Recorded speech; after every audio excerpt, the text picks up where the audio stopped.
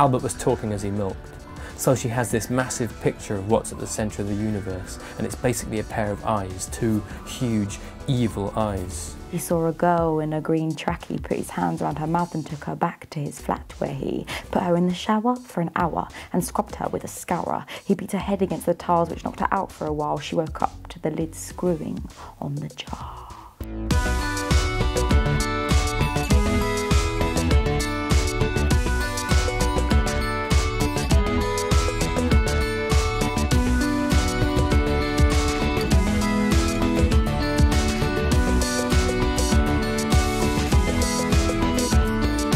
I love to read I guess it gives me a way to escape from the real world. I mostly tend to read a lot of fiction, so I think, it's just a way to escape into other stories. It teaches me about the world, or a world I might not otherwise know about. It was kind of something that I did with my mum when I was really little. It's the release, it's the cheapest, best, easiest release from the cares of day-to-day life.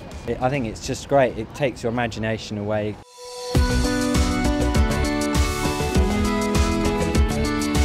I started reading when I was 10 years old, really properly. I read a book called Jane Eyre, which is one of the great classics, and I loved it. And then I went on to David Copperfield, and then I went on to simpler books. I think it's important that kids are able to see different parts of the world and understand different stories from different parts of the world that they wouldn't necessarily get here.